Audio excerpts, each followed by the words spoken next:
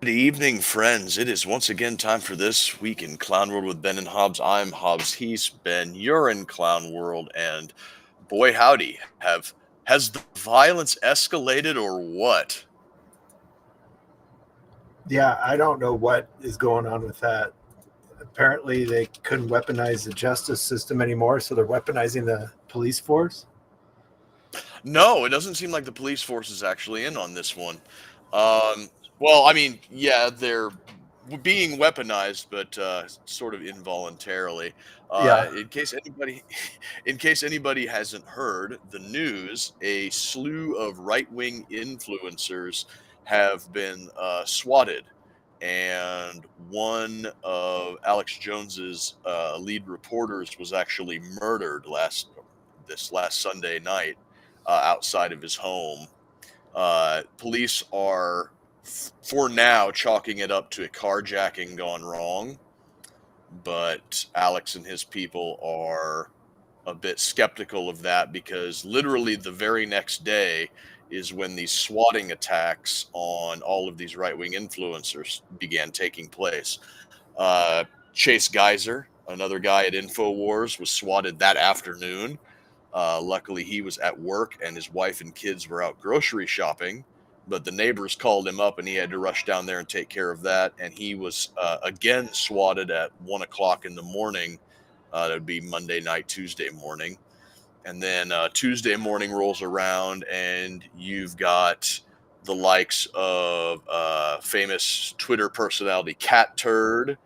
You got Sean Farish, who is like nobody knows who Sean Farish is. He's like a very low level comedian who does the best Trump impersonation. That's what he's known for. Is he does a spot on perfect Donald Trump impersonation, and that's Mhm. kind of his shtick is doing Trump impersonations. But he was swatted. You got a lot of like Insurrection Barbie, DC Durano, a lot of these Twitter personalities in sort of the right wing sphere were swatted. They had the cops called on them and with reports that they were in their homes and they had either murdered somebody or they were going to murder somebody or they were attempting suicide by cop. And of course, then the SWAT team shows up. And anytime you do something like this, it's implied that you're hoping that they make a wrong move and the cops end up killing them. So this is you know, and I work on these 911 systems. So when a call comes in, like especially these ones that they're going to be calling these fake SWATs from, it's going to show like Google phone number or internet-based phone number. Maybe cops. How many? I'm curious how many actual calls come from a Google phone number. Maybe those just need to be disregarded. Yeah, but then the flip side of that will be that the first time that an actual emergency goes through, where it's legit, and the cops decide to disregard it, then it'll open up a whole shitstorm. Um, Well, here's the thing: 911 isn't legally required to provide you any services. that is one of those points that libertarians love bringing up, isn't it? So, as opposed to letting people get swatted, maybe you just need to quit responding to these. And the first time something actually happens, they'll just have to be like, "Well, sorry about your luck. Don't call from a fucking Google phone number next time." Yeah, you're talking about like what is it called? What is it called when you call through the internet A rather than VoIP call through call. VoIP? Yeah, voice over IP. Yeah, that seems to be the case. Or Unless immediately, they need to come up with something nationwide. Like, all right, let me call you back at your number. Yeah, burner phones are also cheap and easy to get around that though. But when you do a burner phone, you run the risk of geolocation. Uh-huh. They can ping it off of the cell tower, and they can figure out you can pull up video camera footage or whatever because everything is monitored these days. The knife of Big Brother cuts both ways, I guess. But I wonder, I mean, and the penalty for even doing this is like a misdemeanor or something, anyways, which is also odd. Yeah, Mike Lee floated the idea out on Twitter about whether or not calling in a swatting should be elevated above simple, filing a false police report and straight into attempted murder. Mhm. Because, calling the cops and saying something stupid like, there's a man on my roof. Yeah, that's going to take some police resources away to investigate the fact that there is not a man on your roof, and that's a false police report. Yeah, that's a slap on the wrist, pay a fine type of thing. But when you call up the police and say, "Hey, my name is Joe Smith, and I've got a gun, and I just murdered my wife and kids. Come and get me," then when the cops show up, it's implied that you want to see Joe Smith to get taken out in a hail of bullets. Yeah, they're also going to ruin paying for pizzas with cash for everybody too. I guess is the other thing they're doing. Like, Yep. I think who was it? Somebody on Infowars was talking about that. They got swatted, then pizzas showed up later. Yeah, that was the Trump impersonator, Sean Farish. Okay. I started looking at his saga on Twitter, and he got like 4 or 5 different pizza deliveries to his house that day. Because you can only really swat somebody once before they're like, "Hey, I'm a online influencer, and people don't like my politics, and they're trying to get you to kill me." And the cops will be like, "Okay, we'll be a little more circumspect in our responses next time." Mhm. So then you start doing like the pizza thing or Uber Eats or whatever, where you just like, "No, I'll pay cash when you get here." And it's not as draining on the public system, but it's you call Domino's, and then you call Pizza Hut, and then you call Little Caesars, and then you call this, and then you call that, and then it's just like eventually you're going to run out of restaurants, but until then you've been a nuisance. Yep. So that's where we're at. I don't know. They don't actually want to try and win by regular means. So I guess this is their plan now. Well, they can't win by regular means because they've Their run out of message sucks. arguments. Yeah, it's awful. I mean, have you seen? They've been putting out their solution is to put out cringe videos. I guess they're ambushing at town halls. I saw a clip of it was of multiple town halls, and they get somebody to go there and be like, "I'm a veteran." So this week's it's veterans. Next week it'll be nurses or teachers or whatever. Yeah. They're just grasping at straws at this point. Right, and in addition to doing things like that, they're also committing acts of arson against Tesla dealerships and charging stations, as if that's going to accomplish anything but make you look like violent assholes. Mhm. It's this is the animal being backed into the corner, and they're lashing out because they don't know what else to do. I mean, all of their old style tactics up until this point, the stuff that used to work is failing because information is open source. Uh, Twitter's community notes is doing yeoman's work on keeping the narrative in place, which is it's great to see because you see somebody make an appearance on like Fox News or MSNBC, and you can they're past the point of spin right now, where they're not even trying to take statistics and facts and then kind of cherry pick a few things and tell you a story instead of the story. They're at the point right now where they're just flat out lying about stuff. Mhm. And it gets out there and it gets out in the ether, and they think that appearing on these old school media outlets is going to get their message out there. But most people aren't watching, sitting down and watching an hour of Rachel Maddow. They're taking individual segments of Rachel Maddow through outlets like Twitter. And when they fall on Twitter, people are going to see this thing. It's like, okay, Alexandria AOC was on Rachel Maddow and said that the Republicans' new plan is to drag people's new puppies out into the streets and execute them. And then there'll be a community note underneath of it, and it'll say like, no, this is not part of the plan. What is actually part of the plan is something that's not even tangentially related to puppies or extrajudicial street executions. and they just keep getting owned over and over and over again. So now What? the message sucks, the delivery is getting called out, the lies are getting shown through. So now what are they left to? Violence, because the levers of power are not in their hands anymore. Yeah, and like we said last week, it's getting to be riot season, so I suppose we'll start getting worked up for that. Um, Probably free Palestine. I mean, what's the banner that they're gonna riot under this time? I wonder.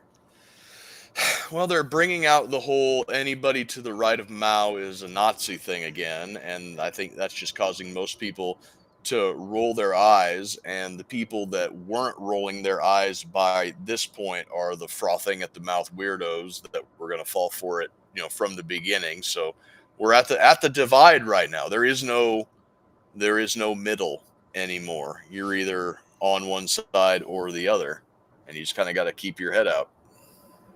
Yeah, you're either a pro trans right, metro degenerate, or you're a Nazi. I mean, there's no middle ground. You can't be anywhere between those two. Apparently not. And it's like, can I just grill? Hey, Can I just go to my job and grill on the weekends? Is it really that so hard? well, and I don't know. It seems like I'm just so confused. It's going to be so interesting in the next election, just because the left has no guidance at this point. They've got people like Nancy Pelosi, and Chuck Schumer's, or you've got TikTok influencers. That it seems like that's all the party's made up of. Yeah. I guess John Fetterman is probably the one exception for that whole party. You don't have, the pro populist look out for the middle class people in the Democrat Party. It's those two extremes. You're either Nancy Pelosi or Chuck Schumer, or you're a leftist TikTok influencer. They've tried to cut out the middleman, I guess, of having influencers on social media, and they're just electing them to office at this point. Yeah. And unfortunately, you can't build a successful party on geriatric weirdos and gay race communists, Yeah. because, because neither one of those demographics is appealing to the broader American mainstream at this point. Yeah, I mean, Kirsten Sinema. I mean, she was obviously a Democrat, but she was kind of middle of the road, and she got skewered for it. Manchin. I have Yep. no idea how that guy was a Democrat, but the party really left him behind. RFK, Tulsi Gabbard. RFK, Tulsi. They It's just unbelievable at this point of what they're going to have. So And considering that we kind of inhabit this space, do you think that the Libertarian Party is going to rise to any degree of second party dominance in this no, case, and the they're Democrats will go? cooked. No, so you think that's going to be the Greens that rises to any I think type it's of going to have to dominance? be something completely different. I don't know what the Greens are, basically what the Democrat Party is, anyways. Yeah. There's your gay race communist. The Mhm. Libertarian Party's cooked because just the base structure of the party was wrong when they made it, and it didn't become evident until they started getting a little bit of power. That just from the ground up, it can't function properly. Right. And it was a mistake when they founded that party, and how they did some of their rules, but it is what it is now, and the party's cooked. Yep. So one theory that I heard floated out there was that there's actually going to be the Republican Party has sort of opened its doors and become the big tent, and now that they are sort of in an ascendancy, that there's eventually going to be some type of a schism that's going to cause a breakaway. And maybe that breakaway will pick up some of the more dissident members of, like, the John Fettermans or whatever of the Democrats, as well as pick up some of the more, I'm going to say the right leaning, but more socially observant members of like the Libertarian Party, because the econ hawks of the Libertarian Party are basically just Republicans now, or Mhm. Republican adjacent assets, and the social issue obsessed wing of the Libertarian Party are pretty much throwing their line in with the Democrats. But there is a little bit of the middle there where you're going to have the people that recognize that economics and domestic policy in regards to economics is probably the prime driver of the health of the body politic in any nation, while at the same time kind of shrugging off the idea of the culture war stuff from the right, because that's why we've gotten to where we are right now, is that you had the left wing of the Democrats threw the culture war in people's face. Everything's got to be about gays and trans and race, and we have to just atomize everybody down into their base identities, and then build a pyramid about who's more oppressed, and then start catering to those. And for those who are the most oppressed, they're at the top of the pyramid, and then it subsequently goes down, and you gain bonus points if you empathize with the people at the top of the pyramid. It's like I broke it down like a week or two ago, and so there was a reactionary pushback from the right, where you've got people who are coming out and saying that not only is not only is it wrong that we're pushing transgender ideology on preschoolers, maybe transgender people should be locked in a mental asylum. It's the same from the opposite end of the spectrum. And Mm. there's a wing of the Libertarian Party who has it in mind that, like, maybe the extremes on either end should not be catered to. Maybe we shouldn't be pushing tranny shit on preschoolers, but we also shouldn't be, acting in a reactionary manner that they should all be going to camps. So those are the people, combined with the laissez-faire capitalist aspect of libertarian politics, that I think that what splinter group of the Republican Party eventually peels off to be will scoop up a large number of those people, because I think that, party politics aside, the majority of Americans are actually in that camp. Well, yeah, but most of the people in the Libertarian Party that were like interested in free drug use and legalized sex work had no interest in any of the economic stuff. Exactly. And then most of the economic wonks had no interest in the other stuff. So whichever group was controlling the party at the time would try and squish out the middle that was like, well, a little bit of both, but no, you got to be one way or the other. So they squished out the in the last probably 10 or 15 years, the pro drug sex work crowd pushed out the ones that weren't on board with it or didn't think it was worth dealing with. And then the pro economic crowd got in there and pushed out the people that were like, well, we still need to deal with social issues. So now they're just left with two extreme ends in there, like you said, and Yep. an ineffective party that will never. You end up with somebody for the presidential candidate like, what was Chase Oliver or whatever. We don't even know the name of the guy. That's Yeah, how you big of end an up with impact he somebody left. like that, and now all the, most of the big donors were the middle of the road types. Mm-hmm. They ran all them off.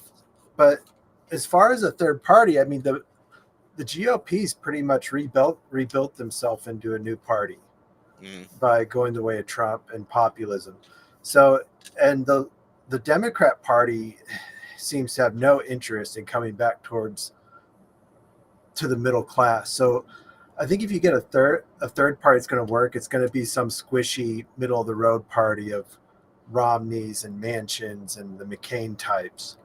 Yeah. Is what you'll end up with. Who, I mean, it might be good to get a third party in there like that with some actual power, but I don't know. Yeah. It's going to take a while to see the Democrats go away. But, we've had political parties that would rise to an ascendancy. We had the Whigs before, the Republicans, the party of Lincoln. They only existed since like 1858. Mm-hmm. Before that, the right-wing conservative party was the American Whig Party. And because the American Whig Party wasn't interested in making the abolition of slavery a core issue, they got left behind. So there is no American Whig Party anymore. And I think that the Democrat Party is, unless they do something drastically different, going to go the same way. And it's going to be some splinter off from the Republican Party that's going to form the second major party in the country, because over the Trump decade that we've had so far has been an opening of the big tent to demographics and people groups that prior to the Trump decade did not make sense and were not welcome in the Republican Party. The openly gays. The Republican Party would always talk a big game about welcoming minorities, but they did no outreach to them. And the Democrats had the messaging that made it seem as if a lack of targeted outreach meant you're not welcome. Mm-hmm. And that was one thing that always bothered me kind of about the Libertarian Party, was you had a group of people in there that would say like, oh, why is the Libertarian Party like 85% male and almost exclusively white? What is up with that? And the answer that I gave them is, I don't know. There is no targeted outreach to white people. There is no targeted outreach to men. It's one of the examples of a good idea should sell itself. And the Libertarian Party's message up until that point was, here's our position, see if it appeals to you. And for whatever reason, it seemed to appeal almost exclusively to white men. Social scientists, make of that what you will. Because I don't think I'm allowed to. I don't, and then this is kind of getting into, and I think we talked about it before, but I think probably the downfall of the party was the whole Bill Weld thing.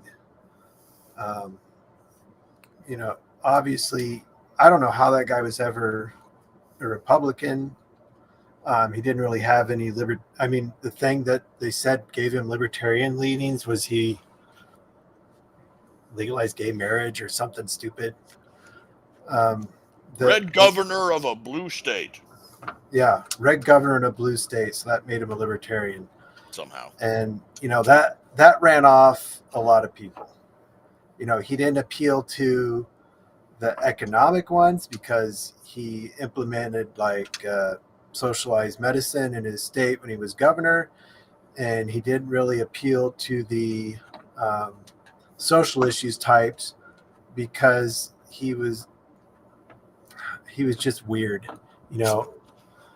so that ran off a lot of people. And then the next cycle, you kind of had two wishy-washy candidates, and all the momentum was lost. Yep. And then this last time around, Chase Oliver was put up, and I maintain to this day that he was a protest candidate by the extreme social issues wing of the party. They managed to coalition together enough votes at the LNC to get him into place as kind of a fuck you to the Mises caucus types. And congratulations, I guess. You showed them, guy. Yeah, and the main problem that I brought up was the problem with the way the party is built is that whoever gets in there has as the chair and whatnot. I mean, they basically wield unlimited power, so they can change party doctrine, party direction, and everything. Which is really weird for a libertarian party to kind of Well, vest that's ultimate probably power. because they're libertarians. They're like, oh, they're libertarians, so they get in there and they won't abuse power or something. I don't know why they designed it that way, but that's what happened. And the GOP, fortunately, I don't know how it managed to change its direction completely. Um, I mean, I wish it would have worked that way with Ron Paul, Yeah. but for some reason it worked that way with Trump, and they just completely changed. The entire party's changed. I I looked at getting active in the GOP here probably 16 years ago, or how long has it been since Ron Paul ran? But anyways, I was about thrown out on the seat of my pants from the meeting I went to for talking about Ron Paul. And just a couple of years ago, I started checking them out, and it's a completely different party, completely different crowd. All the squishy middle of the road types are gone, and it's been replaced with the middle class Trump supporting types. Right. And for all of his faults, uh, Trump is essentially a Democrat from 30 years ago. Mm-hmm. And that might be why he has such broad appeal, because he's flying under the Republican banner. He's a business type, so he obviously has to know things like economics and supply and demand and everything like that. But he also is a New York guy, and I mean, throughout his entire life, he has a string of accomplishments under his belt that have been in favor of civil rights. When he bought Mar-a-Lago down in Florida, he bought that and it was a segregated golf course, and he opened it up. You know, he did something with high-rise apartments in New York that were discriminating, but not in a way that could be proven in court. He did something to open those up. He's paid people's housing bills and rent, and he's an Well, honoree. obviously he's done some bad things too. You don't get to be a Yeah, billionaire through the '80s yeah, without doing some bad shit. Okay, I'm not, and the people that treat Trump like he's a saint, or I'm not even convinced the guy's a Christian. Whatever. You don't get where you're at without stepping on some backs to get there to be a billionaire from New York, even if you did have a silver spoon. But if you look at the man now and what he's doing, I'm gonna, even me 20 years ago, I'm not the same guy. So surely Trump from the '80s is a completely different guy. Trump from the '80s, I would not want to vote for. I mean, that I can't believe that he says he's never had alcohol or drugs. It's like, okay, whatever. But the man that Trump is now is what you should evaluate on. yeah, and he seems to have his heart and his head in the right place. Mhm. I'm just as sickened by the blind Trump lovers as I am by the blind Trump haters.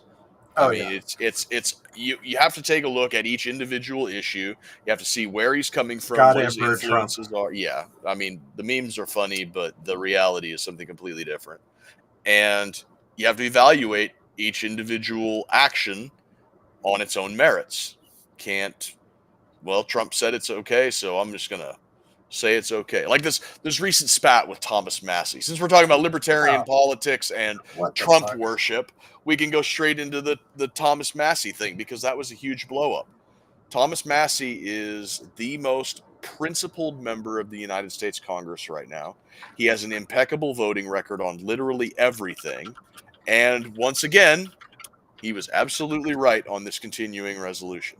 Because the continuing resolution, what it would do is it would keep spending levels pretty much exactly where they are, and it would undo all of the cost-cutting work that Elon Musk and Doge have accomplished up until this point, and probably then some. Yeah, that Thomas. There's never been anything that Thomas Massey has done that I haven't liked. I wanted to find. Have you seen the video where Thomas Massey talks about the time he pissed off Trump, and Trump called him? Yes, I have seen Okay. that. I was going to try and find that. I wonder if he got another call of that again. Well, he got a very public dressing down in regards to, I think we lost Ben here. And once he comes back, I will inform him that maybe this is why his internet keeps cutting out, because his internet kept cutting out when he had the intro music playing in the pre-show. So maybe his there And he I'm is. back. Sorry. All So right. did Trump's followers say anything? I mean, was the general consensus like, all right, you're wrong on this one, big guy? Okay, so from what I was, hey Ben, don't go looking for videos anymore, because I think that's what is causing your internet to crash out, because it was doing it during the pre-show when you had that Oh, up and everything. So I think that's what's causing it. But yeah, so looking on Twitter, there were a few people that you would expect to be like all in on Trump is right about everything. Cat Turd was the most obnoxious about it. You know, surprise, a guy who calls himself Cat Turd is obnoxious about something.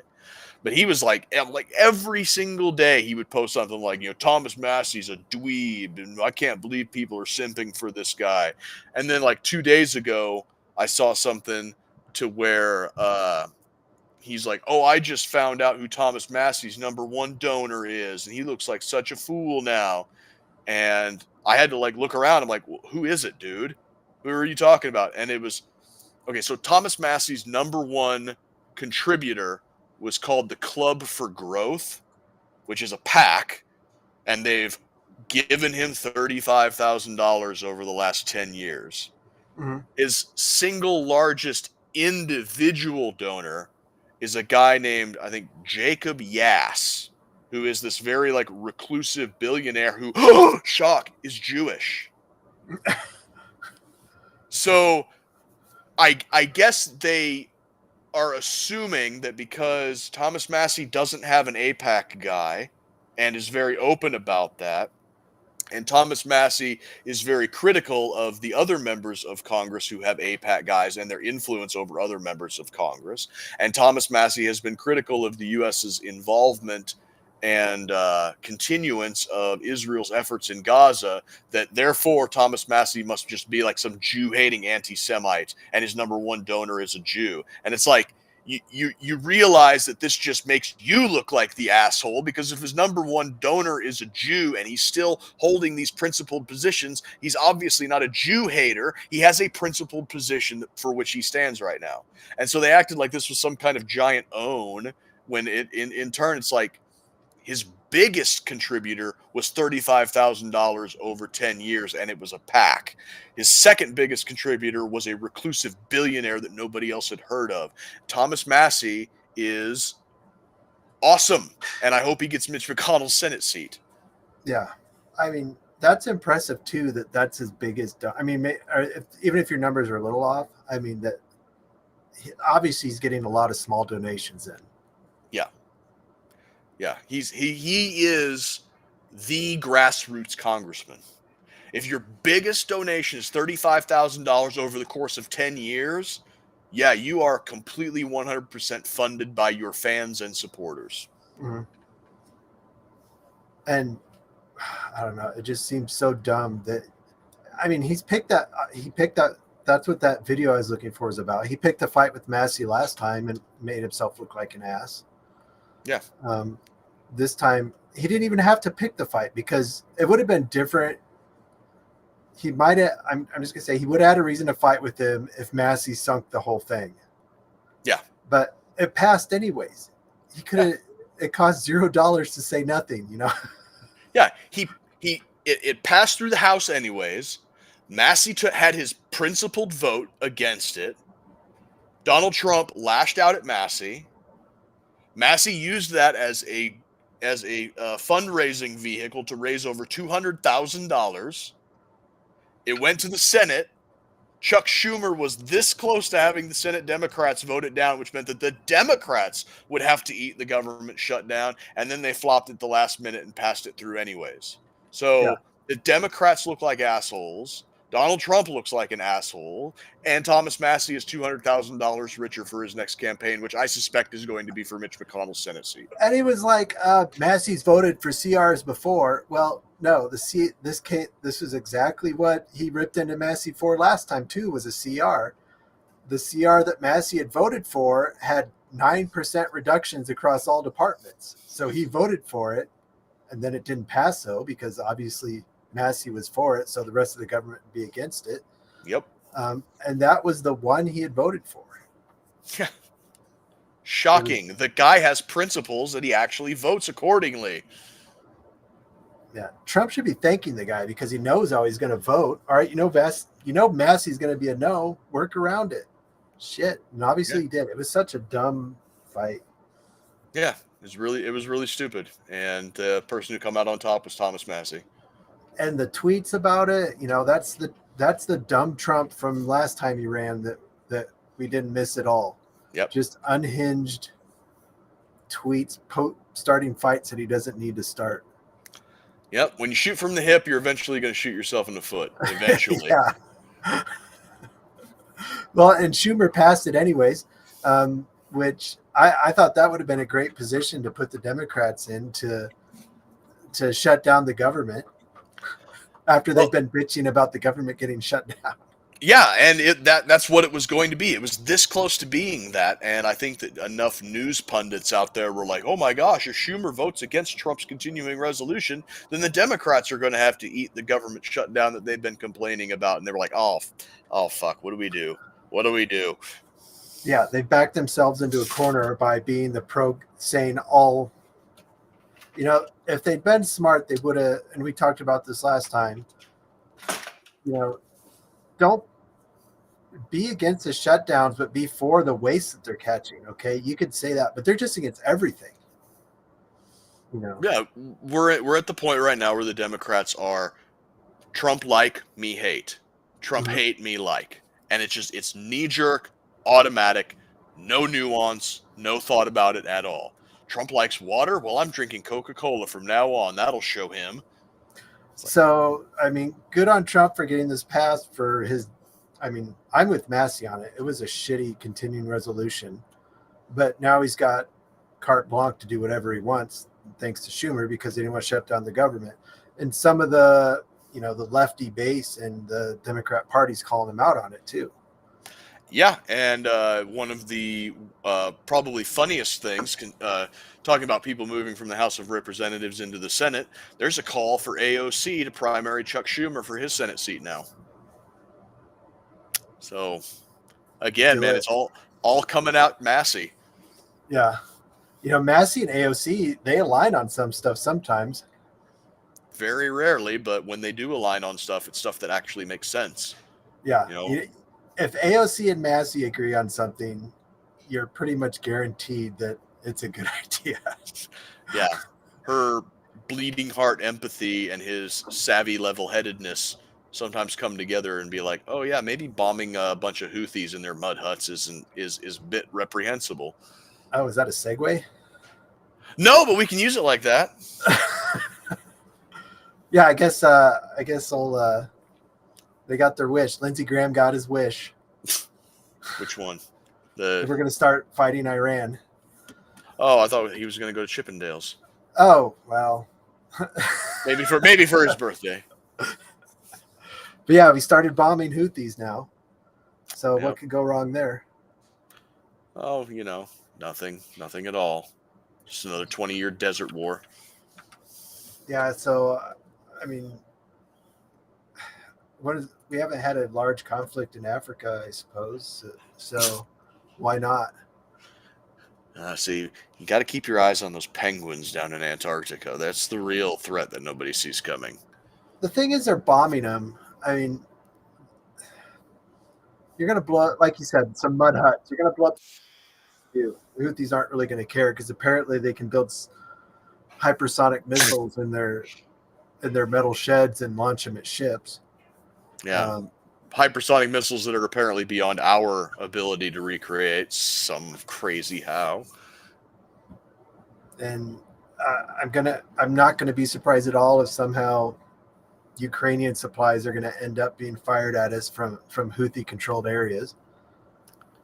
Yeah. So while we're kind of towards the end of the show here, I Oh, wanted sure.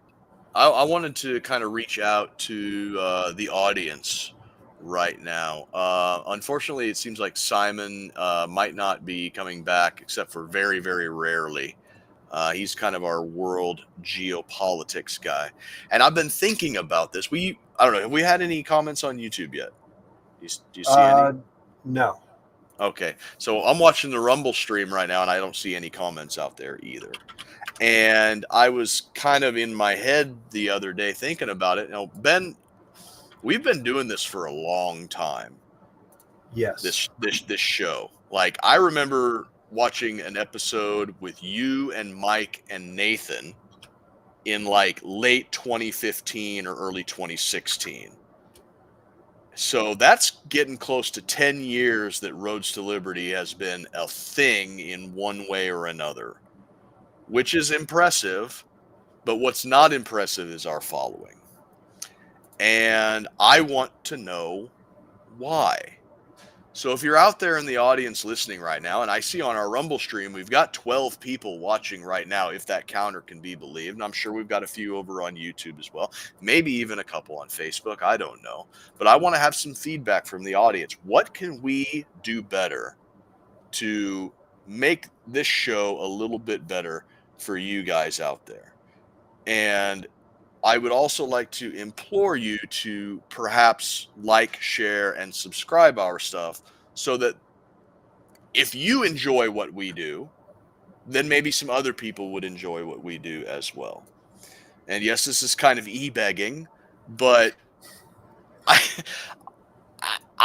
think that we put on a decent enough presentation. I think that our information and our opinions on these things are, if not valuable, then make them entertaining. But I would like to know from the audience what it is that we can do better for you in order to service you, because this show is about you. This isn't about us. Well, I can't speak for Ben. It's not about me. You know, I get up here and I flap my jaw because I enjoy doing it, and I like to think that I am entertaining or informing somebody out there. So if you have any feedback that you would like to see, or you have any constructive criticism, please let us know, either in the chat, send us a DM, follow us on Twitter at R2LPod on Twitter. Follow us anywhere, get in touch with us anyway to help us improve the show. And with that being said, if you want to contribute, we have roads2 liberty.com, where we have some merch that we should probably update. Hasn't been updated in a while. And we also have an affiliate link with the Alex Jones store at thealexjonesstore.com/R2L, where 10% of anything that you buy goes back to us.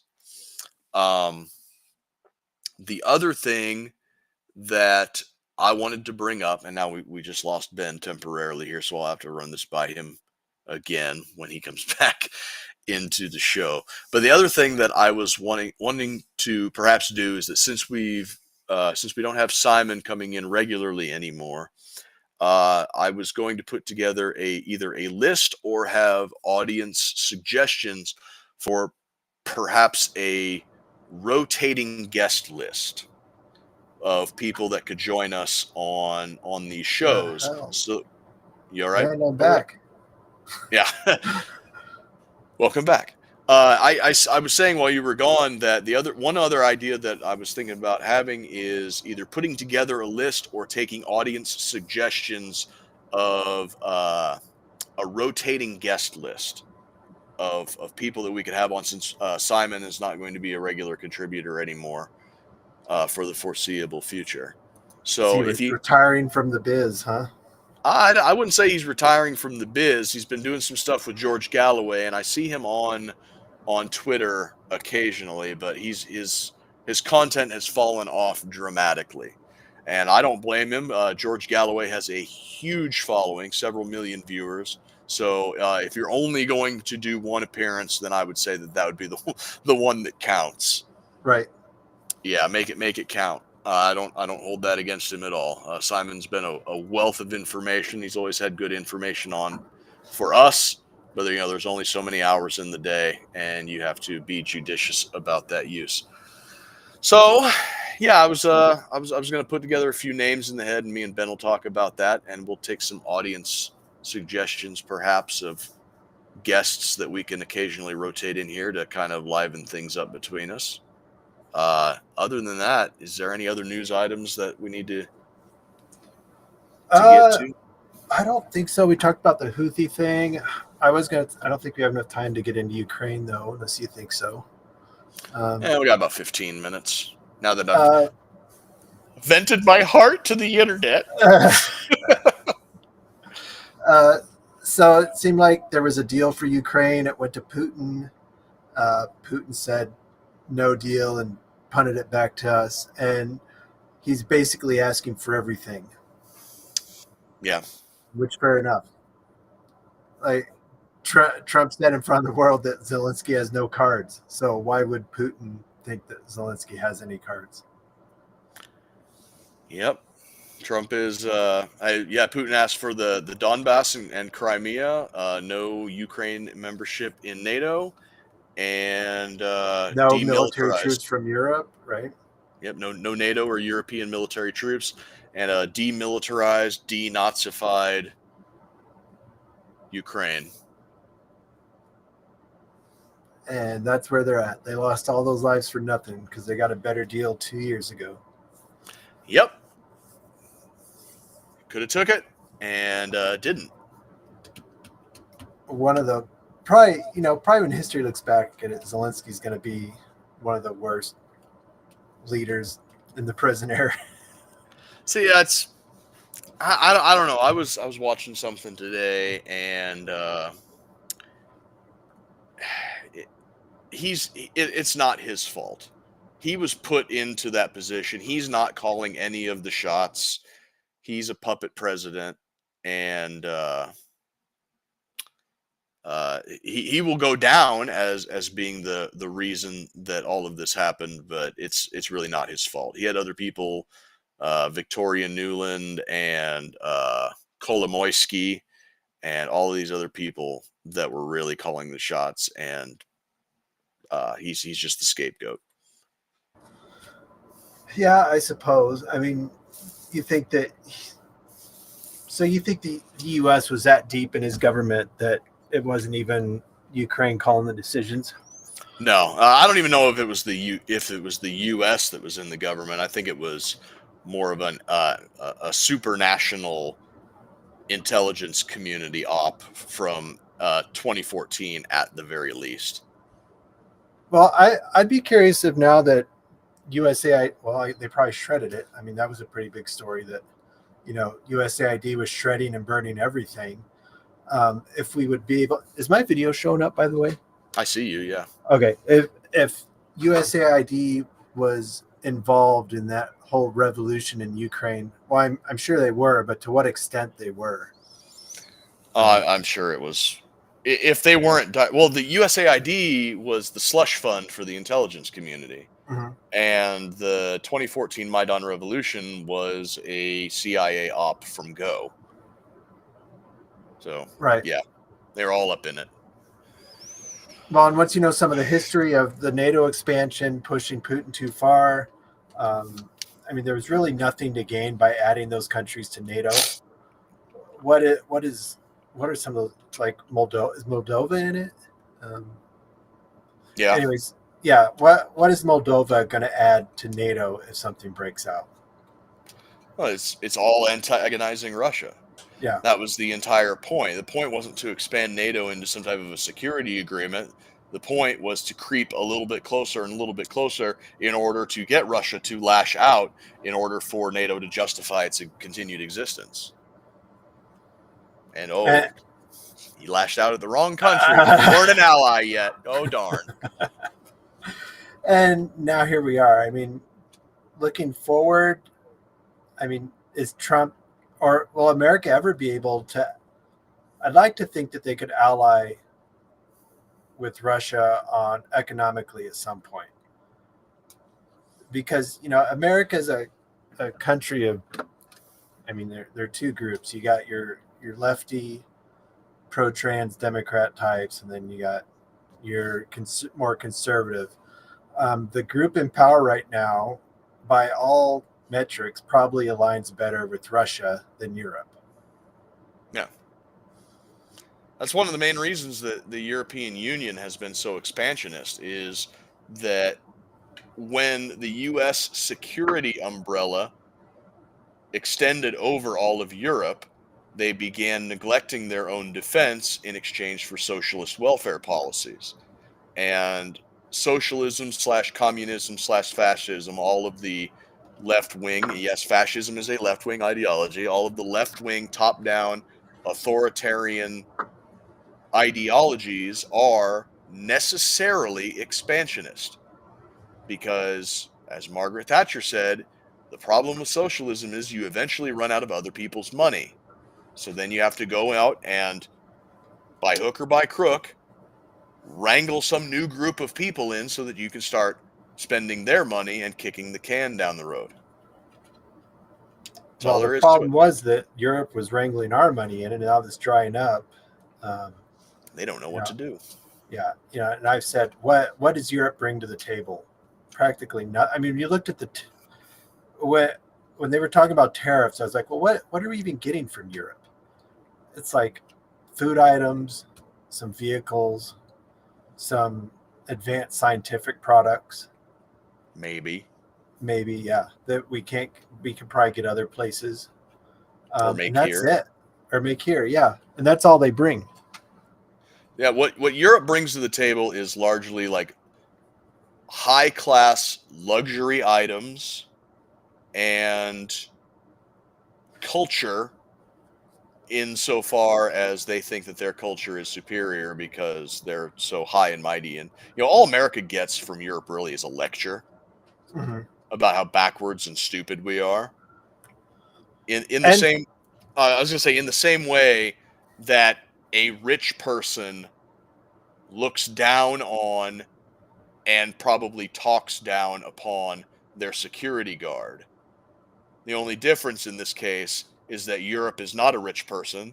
The security guard has all of the money and all of the guns. And the rich person in this scenario just has an attitude, or the protectee just has an attitude that they're Mhm. really not entitled to anymore because they suck. Well, I mean, look at the national identity too of what these countries have done with their allies in the past. I mean, Europe's been a cesspool of backstabbing forever. Russia's just kind of been hanging off in their own space. They've never been, and we've talked about this before, they've never really done world conquest. Yep. Europe, multiple times. Russia seems like a much more trustworthy option for an ally that's not going to backstab you. But then, why would anybody want to? Why would anybody trust us on anything at this point? Is, after what Well, we've done the last 40 years, 40, 50 years. yeah, there's been a lot of goodwill that the United States was sitting in a place of moral authority right after the Second World War.